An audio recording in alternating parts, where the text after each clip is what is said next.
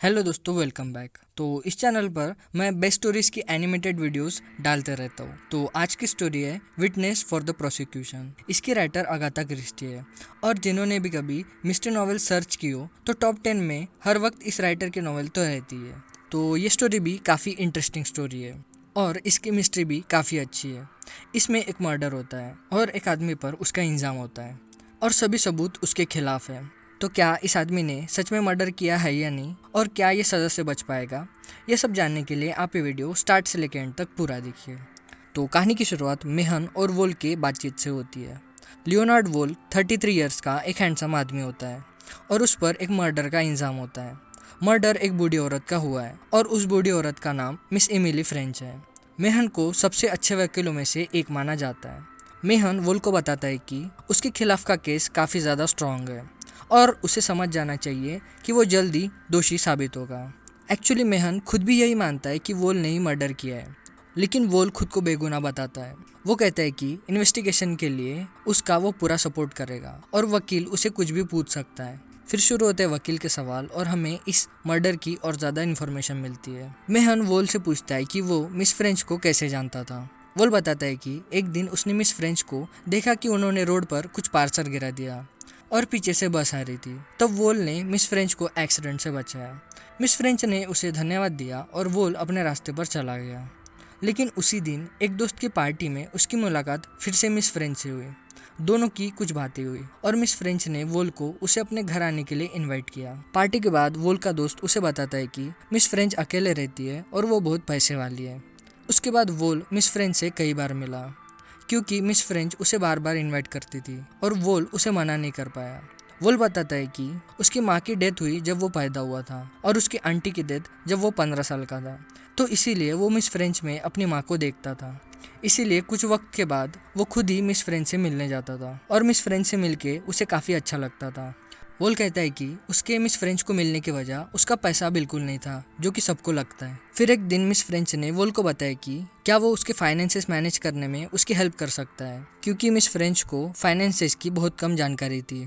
और इस तरह वोल मिस फ्रेंच के लिए काम करने लगा, क्योंकि वोल की खुद की भी फाइनेंशियल कंडीशन उतनी अच्छी नहीं थी। लेकिन मिस फ्रेंच की मेड मैकेंजी के बयान के हिसाब से मिस फ्रेंच फाइनेंसेस के मामले में काफ़ी अच्छी थी।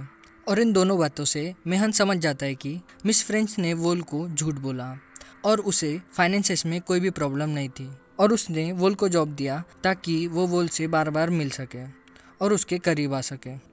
मेहन वोल को कहता है कि तुम्हारे खिलाफ का केस इसलिए भी स्ट्रांग है क्योंकि मिस फ्रेंच के मेड ने यह भी कहा है कि मिस फ्रेंच ने अपने विल में तुम्हारा नाम लिखा था और जब उसे पता चला कि तुम उसके पैसों के साथ कुछ गड़बड़ कर रहे हो, तब उसने तुम्हारा नाम विल से हटाने का डिसीजन लिया।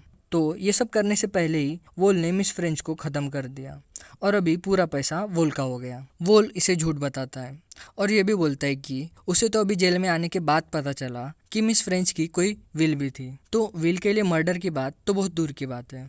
मिस फ्रेंच की मेट का नाम मैकेंजी है। मर्डर की रात मैकेंजी घर के बाहर गई थी, लेकिन उसकी कोई चीज़ घर में रह गई थी, इसलिए वो घर वापस आई। तब 9:30 बजे थे और मैकेंजी मिस फ्रेंच को किसी आदमी से बात करते हुए सुनती है, लेकिन वो ये नहीं देखती कि वो कौन है और जल्दी जल्दी में बाहर चली जाती है। और उसका काम ख़त्म होने के बाद जब वो घर वापस आती है तब उसे दिखता है कि मिस फ्रेंच का मर्डर हो चुका है। अब क्योंकि मिस फ्रेंच अपने मर्डर के ठीक पहले किसी आदमी से बात कर रही थी, तो इसका मतलब वो उसे जानती थी और घर से कुछ चोरी भी नहीं हुआ है, तो मर्डर चोरी के लिए तो नहीं हो सकता। अब क्योंकि वोल के पास एक प्रॉपर वजह थी मर्डर की, तो पूरा शक वोल पे ही आया। लेकिन ये सब बातें जब वोल सुनता है तो वो कहता है कि मर्डर की रात 9:30 बजे तो वो अपने घर पर ही था। वो मिस फ्रेंच से मिला था, लेकिन वो घर से 9:05 पर ही निकल गया था और 9:30 बजे वो अपने वाइफ रोमिन के साथ घर पे ही था। लेकिन अभी प्रॉब्लम यह है कि वोल को घर आते हुए किसी ने भी नहीं देखा, तो बस उसकी वाइफ ही बता सकती है कि वोल सच में 9:30 बजे घर पे था। लेकिन क्योंकि वाइफ अपने हस्बैंड को बचाने के लिए झूठ भी बोल सकती है, इसलिए कोर्ट के रूल के हिसाब से कोर्ट वाइफ के बयान को नहीं मानता। लेकिन इतना सब सुनने के बाद अब मेहन की भी सोच बदलती है। उसे लगता है कि वोल ने सच में मर्डर नहीं किया है। इसके बाद मेहन की पूछताछ खत्म होती है और वो निकलता है वोल की वाइफ से मिलने। वोल की वाइफ का नाम रोमेन होता है और उनका घर छोटा सा ही होता है। मेहन रोमेन को देख के चौंक जाता है क्योंकि रोमेन एक विदेशी नागरिक होती है। वो ऑस्ट्रिया से होती है। रोमेन एक एक्ट्रेस है और पहले ड्रामा का पार्ट थी। रोमेन मेहन को सारी डिटेल्स पूछती है जिससे वो बाहर आ सके। रोमेन बहुत ध्यान से हर एक बात सुनती है। सारी बातें सुनने के बाद उसे पता चलता है कि वो एक अकेली गवाह है जो ये प्रूव कर सकती है कि मर्डर की रात वो घर पे ही था, लेकिन अब वो ये नहीं कर पाएगी क्योंकि वो उसकी वाइफ है। थोड़ी देर शांत रहने के बाद उसके होठों पर थोड़ी सी मुस्कुराहट आती है। मेहन ये समझ नहीं पाता। रोमेन के एक्सप्रेशंस चेंज होते हैं। वो कहती है कि वो बहुत खुश है कि वोल को सज़ा हो रही है। वो इसी का इंतज़ार कर रही थी। वो चाहती है कि वोल को फांसी की सज़ा हो और वो वोल ने मिस फ्रेंच का मर्डर किया ये प्रूव हो ऐसा बयान देगी। मेहन उसे वोल के लिए उसके इतने गुस्से की वजह पूछता है, लेकिन वो कहती है कि इसकी वजह वो बस अपने तक ही रखना चाहती है। जब कोर्ट की हियरिंग होती है तब रोमेन बयान देती है कि मर्डर की रात वोल घर पे लेट आया था। उसके कोट पर खून के निशान थे और उसने रोमेन को बताया कि उसने मिस फ्रेंच का मर्डर किया है, लेकिन कोर्ट के रूल के हिसाब से वाइफ का बयान नहीं माना जाएगा। तो रोमेन कहती है कि वो उसकी वाइफ नहीं है, वो बस वोल के साथ रहती थी। इसके बाद मैकेंजी का भी बयान होता है। इन दोनों के बयानों के बाद मेहन को वोल को बचाने का कोई भी रास्ता नहीं दिखता। कुछ टाइम मिल जाए इसीलिए वो मिस फ्रेंच के नेफ्यू ने उसका मर्डर किया ऐसी कुछ थ्योरी बता देता है। फाइनल ट्रायल के एक दिन पहले मेहन को एक लेटर आता है। हैंडराइटिंग बहुत ही बुरी होती है। ये लेटर किसी मॉक्सन नाम की औरत ने लिखा होता है और इस लेटर के बाद इस केस को एक नई डायरेक्शन मिलती है। लेटर में कुछ पैसों की मांग होती है और इसके बदले कुछ ऐसा प्रूफ मिलेगा जिससे वोल बेगुनाह साबित होगा। मेहन को लगता है कि कोई उसके साथ मजाक कर रहा है, लेकिन एक बार उधर जाने में कोई प्रॉब्लम भी नहीं है। ये सोच के मेहन लेटर पे दिए हुए एड्रेस पर जाता है। उधर एक ऊंची सी औरत होती है, उसका नाम होता है मॉक्सन। रूम में काफ़ी अंधेरा भी होता है और मॉक्सन के चेहरे पे काफ़ी इंजुरीज के निशान होते हैं। मॉक्सन पैसे लेती है और कुछ हैंड रिटन लेटर्स मेहन को देती है।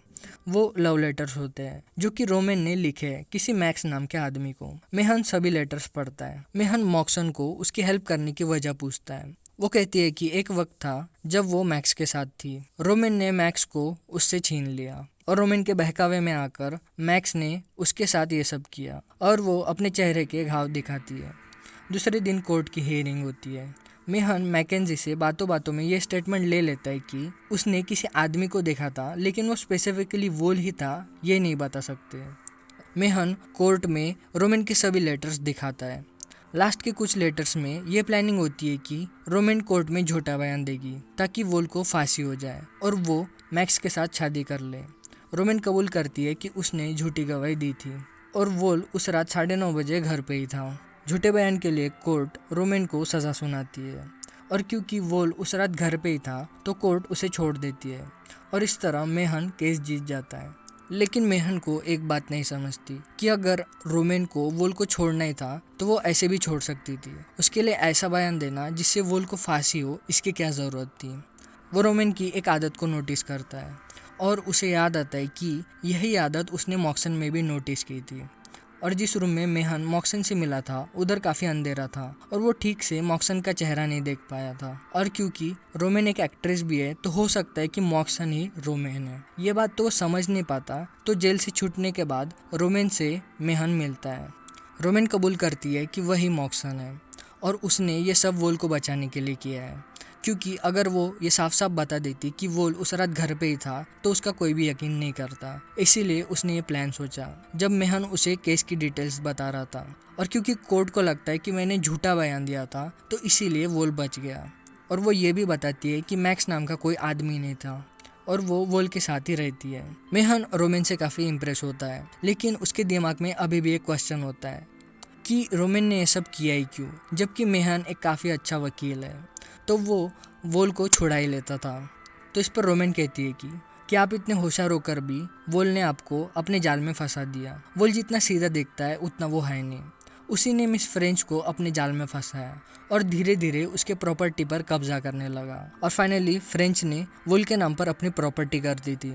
लेकिन जब फ्रेंच को वोल का असली चेहरा दिखा तब वो वोल का नाम प्रॉपर्टी से हटाना चाहती थी, लेकिन उसका ये सब करने से पहले ही वोल ने मिस फ्रेंच का मर्डर कर दिया। तो इसी के साथ स्टोरी ख़त्म होती है। तो अभी अगर आपके दिमाग में कुछ क्वेश्चंस हैं तो मैं उनको क्लियर कर देता हूँ। तो क्या सच में वोल ने मिस फ्रेंच का मर्डर किया था? तो हाँ, वोल ने मिस फ्रेंच का मर्डर किया था और उसने मेहन के साथ साथ सभी लोगों को बेवकूफ़ बना दिया। और इस प्लान में रोमेन भी शायद उसके साथ शामिल थी। जब मेहन रोमेन को बताता है कि वोल को कोई नहीं बचा सकता, तब वो थोड़ी देर के लिए शांत हो जाती है और कुछ सोचती है और उसके होठों पर थोड़ी सी मुस्कुराहट आती है। तो वो जो मुस्कुराहट थी वो इसलिए थी क्योंकि उसको वोल को बचाने का रास्ता दिख गया था और बाद में उसने अपना एटीट्यूड भी चेंज कर दिया था ताकि मेहन भी उसके अपोज में हो जाए और वो वोल ने मर्डर नहीं किया इस बात को प्रूव करने के लिए अपनी जी जान लगा दे। तो अभी अगर कोई पूछ रहा होगा कि इतने दिनों तक मैंने अपलोड क्यों नहीं किया, तो मैं बता देता हूँ कि आज से इस चैनल पर मैं एनिमेटेड वीडियोज़ ही अपलोड करने वाला हूँ, नॉवेल के स्टोरीज़ के रिलेटेड। तो आपको ये नए फॉर्मेट की वीडियोस कैसे लगी ये आप मुझे कमेंट कर ज़रूर बताओ और अपने फ्रेंड्स को भी शेयर करो। तो फिर मिलता हूँ नेक्स्ट वीडियो में। Bye bye.